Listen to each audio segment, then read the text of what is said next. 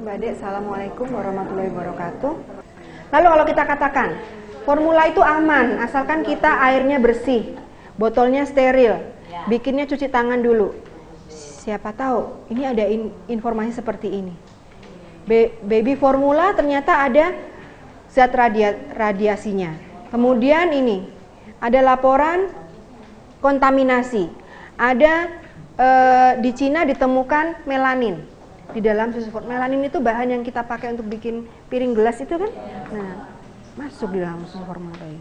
Jadi nggak peduli airnya bersih, kita cuci tangan, botolnya steril. Kalau dari pabriknya sendiri tidak bisa menjamin bahwa itu aman, lebih baik tidak kita berikan pada anak kita. Apakah dia steril? Boro-boro steril yang aman aja tadi kita nggak bisa jamin. Ini ternyata ditemukan bakteri berbahaya di dalam susu formula. Enterobacter sakazaki kalau kena pada bayi prematur, efeknya bisa seperti gambar usus yang busuk yang saya tunjukkan tadi. Bahkan sampai bisa mencabut nyawa si bayi. Nah, ini saya sharing karena menurut saya Bapak Ibu punya peran yang penting untuk turut memberikan informasi sebetulnya bayi mana sih yang boleh diberikan susu formula. Iya kan? Semua bayi layaknya mendapat ASI, tapi ada indikasi medis yang boleh kita pakai supaya bayi itu punya alasan untuk diberikan pengganti ASI atau susu formula tadi. Yang pertama kita lihat kondisi bayinya. Ada bayi-bayi yang memerlukan formula khusus memang. Bayi-bayi ini kalau dia terdiagnosis galaktosemia klasik, fenilketonurea, sirup disease, ini penyakit yang metabolik yang sangat jarang. Insidennya bahkan 1/10.000. Jadi sangat jarang. Yang kedua, bayi yang membutuhkan formula selain ASI, tetapi hanya untuk jangka waktu terbatas.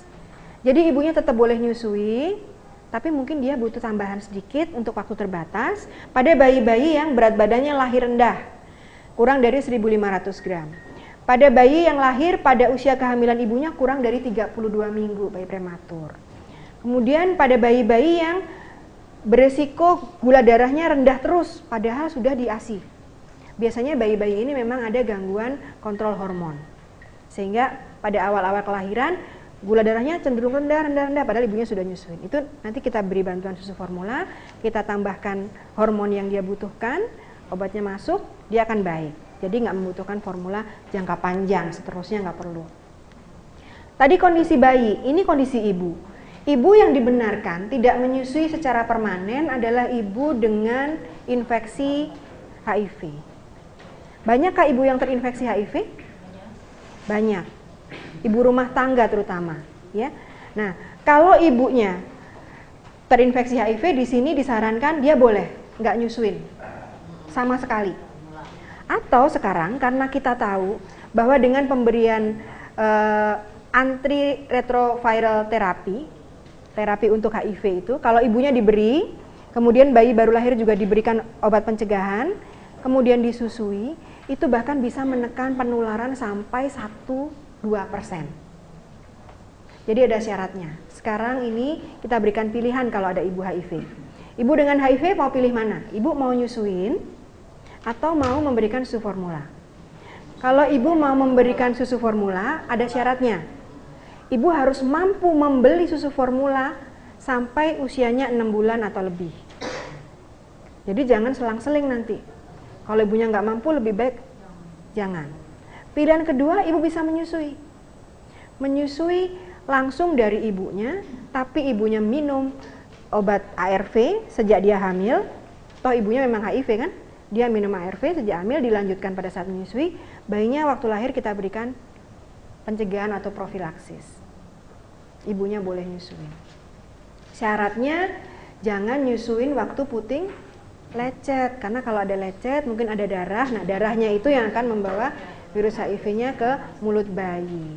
Jadi bagaimana supaya nyusuinnya nggak lecet?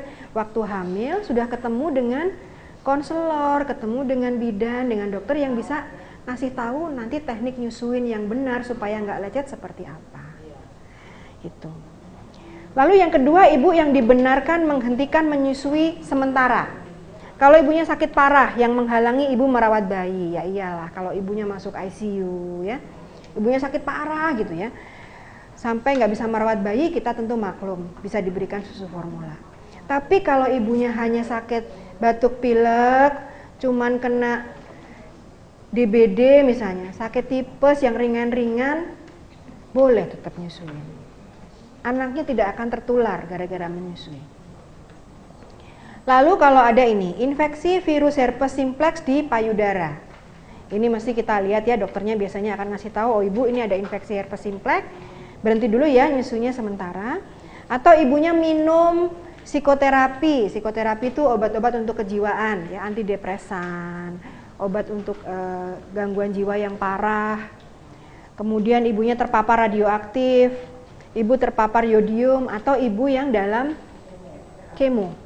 Ibu yang keganasan, ada ibu dengan keganasan boleh nyusuin, boleh. Tapi kalau dia sedang kemoterapi, berhenti dulu menyusunya sementara sampai dia kemonya stop, jarak 2-3 minggu dia nyusuin lagi. Nah kalau yang ini ibunya boleh tetap nyusuin. Ini yang suka kita kadang-kadang ibu ketakutan sendiri nggak mau nyusuin. Ibu yang payudaranya bengkak. Ibu yang ada infeksi di payudara, ibu dengan hepatitis B, hepatitis C, ibu dengan TBC, itu masih bisa nyusuin, boleh nyusuin. Tidak akan menularkan penyakit-penyakit itunya secara langsung ke bayi, karena kita sudah ada pencegahannya. Tinggal ibunya bilang, dok saya ini hepatitis B-nya positif loh, saya pengen nyusuin, nanti bayinya akan diberikan suntikan imunoglobulin sama vaksinasi hepatitis untuk pencegahan. Ibu boleh nyusuin, boleh IMD. Ya, TBC dok, saya TBC nih. Udah berobat belum? Udah dok. Ya udah, kalau ibu sudah berobat, artinya kemungkinan penularannya sudah turun kan? Nah, bayinya nanti akan dicek begitu lahir, dilihat apakah sudah ada penularan semasa dia dikandung. Kalau ternyata bayinya sehat, lanjut menyusui, diberikan terapi pencegahan. Jadi sudah ada semua yang kita bisa lakukan. Lalu ibu-ibu pengguna narkoba, ibu yang mengkonsumsi alkohol atau obat-obatan psikotropik masih boleh menyusu. Dengan catatan tentu kita bimbing juga, kita sarankan agar ini dihentikan gitu ya. Masa ibunya kita, ya udah ibu ganja aja deh bu, tetap boleh nyusu, ya enggak kan? Pasti akan kita minta untuk berhenti. Oke. Ini semua menjadi pesan kita semua hari ini. Kita sudah tahu hanya ASI yang terbaik dan tidak sekedar minuman, karena tadi kita tidak hanya memberikan ASI untuk mengurangi haus lapar saja, tapi ada antibodi ya, bahkan ada pendidikan moral, ada bonding yang diberikan ibu kepada bayinya, itu lebih penting dari sekedar makanan. Komposisi ASI sesuai kebutuhan bayi setiap saat, setiap hari. Kemudian sumber zat gizi dalam ASI kalau dibandingkan dengan tiruannya lebih mudah dicerna, lebih kompatibel.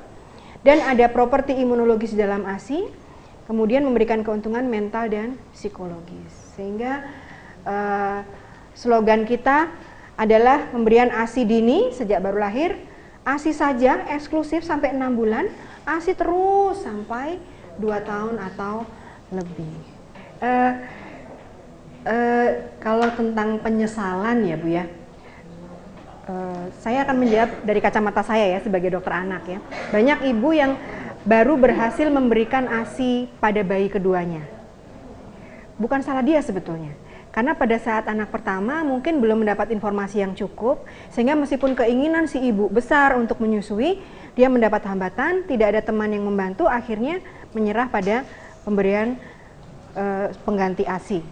Tapi sebetulnya ASInya nggak tergantikan sebetulnya. Nah, kalau masalah penyesalan, saya kira Bapak Ibu lebih tahu lah bagaimana menasehati orang untuk bisa menghindarkan rasa itu. Sebenarnya penyesalan itu adalah cambuk buat kita supaya bisa lebih baik. Ya, kalau saya biasanya pada ibu yang seperti itu, saya tidak ingin mengecilkan mereka. Bahkan pada ibu yang masih sedang bingung untuk memutuskan, mas saya mau formula, saya mau ASI, saya tidak akan memilihkan untuk dia. Saya akan menyampaikan ini loh, formula itu seperti ini, ASI seperti ini, sehingga ibu yang tahu penjelasan itu, dia akan memilih sendiri mana yang baik untuk dirinya. Kalau sudah terlanjur bagaimana? Sudah terlanjur kita berikan. Saya biasanya ngasih tahu bahwa tumbuh kembang anak itu banyak faktor yang mempengaruhi, ya kan? Selain nutrisi ada faktor lingkungan. Nah, kalau di faktor nutrisi kita sudah dengan sangat terpaksa tidak bisa memberikan yang nomor satunya, maka di lingkungannya kita harus berikan yang nomor satu. Kasih sayang, ya, asah, asih, asuh. Bukan sekedar menyayangi dia, tapi mengasah, memberikan ilmu, dan memberikan kebutuhan-kebutuhan yang lain yang dia perlukan. Itu juga akan membantu meningkatkan tumbuh kembang anak sehingga optimal. Ya begitu aja biasanya saya. Dan menurut saya juga penyesalan yang berlarut-larut juga tidak bermanfaat. Ya, kita juga tidak dianjurkan menyesal tapi tidak memperbaiki diri.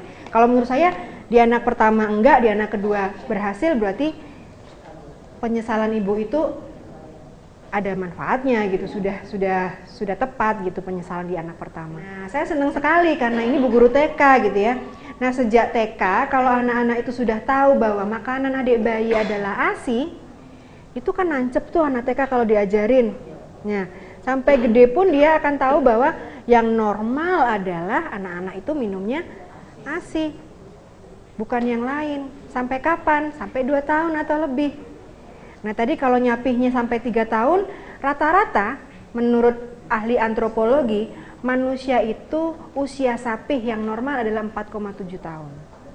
Itu dia siap secara psikis dan mental.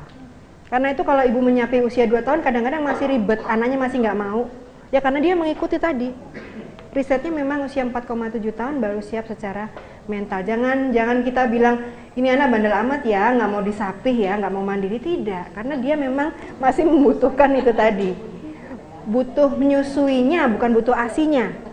Karena kalau asinya mungkin dia udah dapat dari makanan yang seabrek-abrek di luar. Tapi kenikmatan dipeluk mama, ya kan, dibuat nyaman sampai dia bisa tertidur itu nggak bisa. Itu dia masih akan butuh sampai dia sekitar usia 4,5 tahun, 4,7 tahun. Nah, kalau yang ditanyakan tadi apakah setelah itu pemberian susu UHT lebih baik dari susu formula, saya nggak berani jawab. Tapi setelah usia 12 bulan, anak itu bisa makan apa yang kita makan. Konsumsi keluarga bisa diberikan pada anak. Kalau di keluarga memang habitnya semua anggota keluarga harus minum susu UHT, otomatis anak akan ke bawah dong. Itu nggak apa-apa, bisa. Tapi kalau secara khusus kita mengkhususkan si anak ini harus minum susu, itu nggak perlu sebetulnya. Sekali-sekali boleh, karena susu bukan makanan pokok kita. Apakah susu UHT lebih bagus dari susu formula? Kalau dari sisi produksi, iya. Kenapa? Kalau dari sisi produksi, susu UHT adalah susu segar yang tadi dari bermacam-macam peternakan dikumpulkan ke pabrik, kemudian dilakukan pencampuran, disterilisasi, kemudian di UHT. UHT itu ultra high temperature. Dipanaskan sampai suhu tinggi sehingga dia tahan untuk jangka waktu lama. Jadi itu pengawetan sebetulnya. Pengawetan. Tapi dia tidak dilanjutkan ke proses sampai dikeringkan, tinggal bubuknya, kemudian ditambahi bahan-bahan lain sehingga kalau bisa disimpulkan ini justru lebih alami dibandingkan susu bubuk. Gitu. Jadi kalau ada pilihan mau susu bubuk atau susu segar, tentu kita pilih yang susu segar. Ya. Ada lagi susu yang pasteurized. Nah, itu kalau ibu masuk ke lorong supermarket, susu UHT adanya di rak yang biasa, susu pasteurized adanya di rak yang dingin. Di rak yang dingin itu ada susu yang di situ, susu cair itu susu pasteurized. Susu pasteurized biasanya umurnya hanya 1-2 minggu awetnya, tapi kalau susu UHT bisa lebih lama. Nah, susu itu pemrosesannya lebih singkat lagi. Jadi kandungan zat gizinya mungkin akan lebih terjamin lagi dibandingkan yang di UHT kan, di set temperatur lebih tinggi. Mudah-mudahan ini menjawab. Ya, kemudian pertanyaan kedua, apakah kalau ibu lagi menyusui itu dia bisa membagi obat kepada bayinya? Obat yang dikonsumsi ibu itu hanya turun ke ASI sekitar 1/10.000-nya. Jadi hampir dikata tidak ada efeknya. Sehingga ibu yang menyusui sebetulnya aman saja minum obat.